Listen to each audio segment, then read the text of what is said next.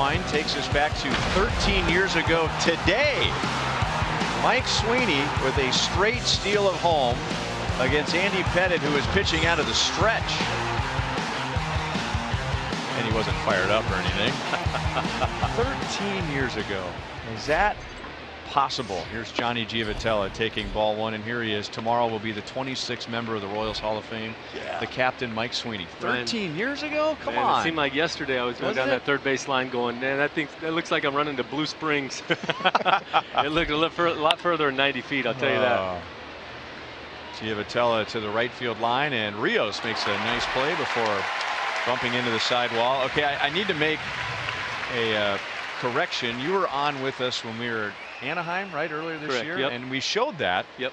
And I said that you stole home against the Royals when you were with the Mariners. Correct. Now, you corrected me off air, but I remember you going home on a play you should not have gone home on. And I've always said Michael had Mike Piazza's body, but Kenny Lofton's heart.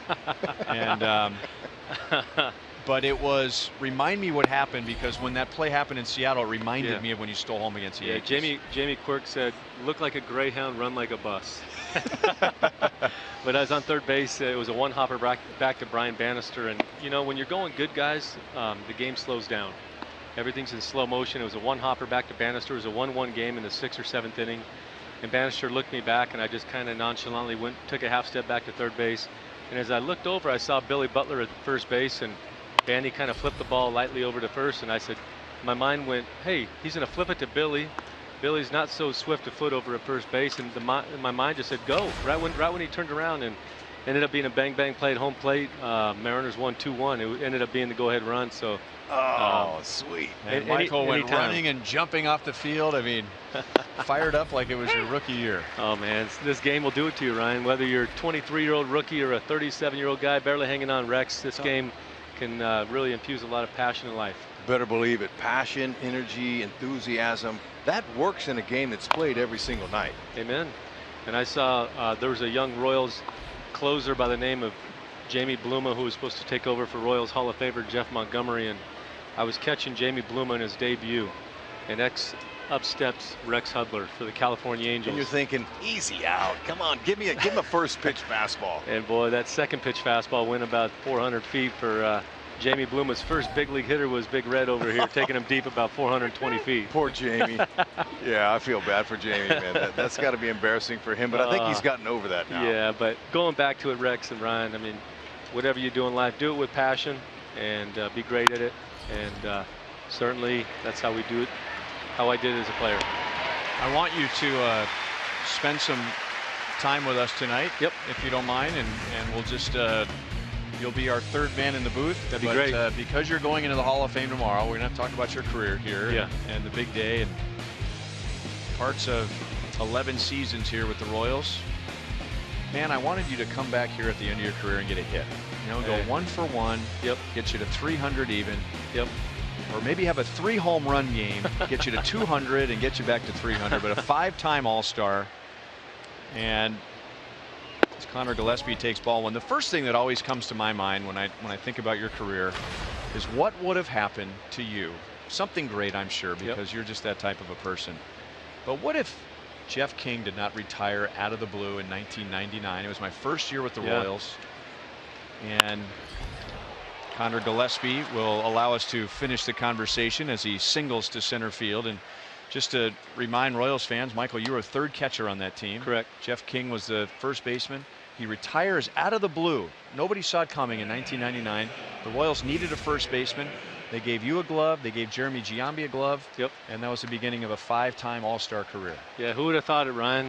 Those numbers were a little bit skewed as far as the dates. My debut with the Royals was 1995. My last year was 2007. But in 1999, when Jeff King retired, they threw us a first baseman's glove, me and Jeremy Giambi, and something that Royals fans may not ever hear the story, but maybe I can share it next inning, of why Jeremy Giambi did not have the chance to play first base. And it's a good one. It involves Royals Hall of Famer Kevin Appier, but it'll take a couple minutes. So Well, you've got it down. You've got it down, Michael. You never start a story with 2 strikes. So and 2 outs. That got Featherston. So Gillespie will go to second base, and with 2 outs and nobody on, the Angels have 2 on, and the top of the order coming up.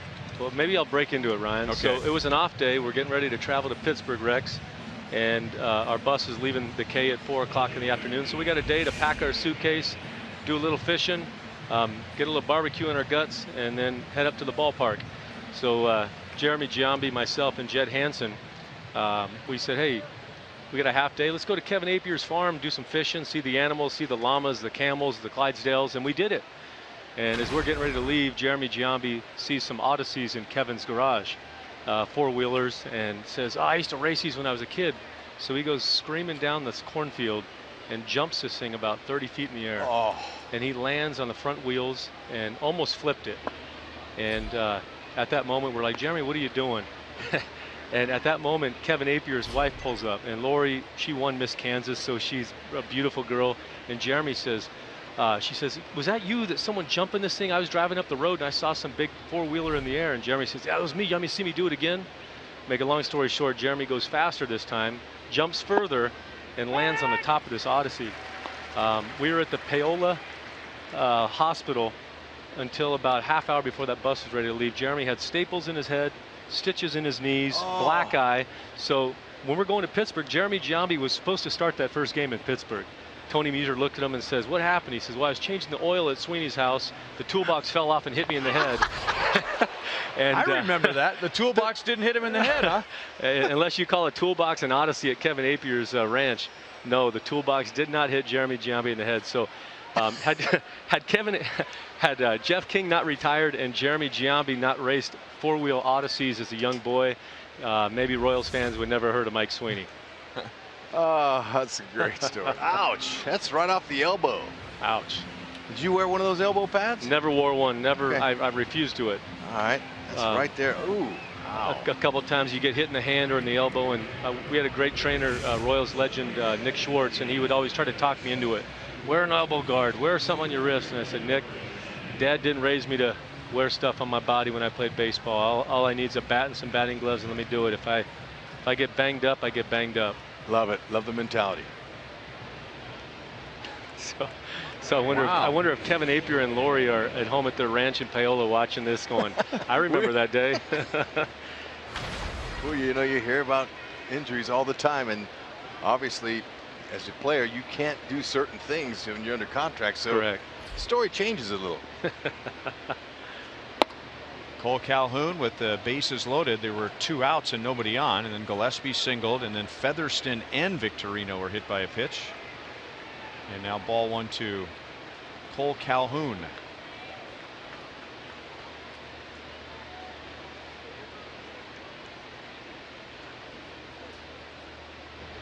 I think it's appropriate that you're going into the Royals Hall of Fame tomorrow against the Angels, because that was your team.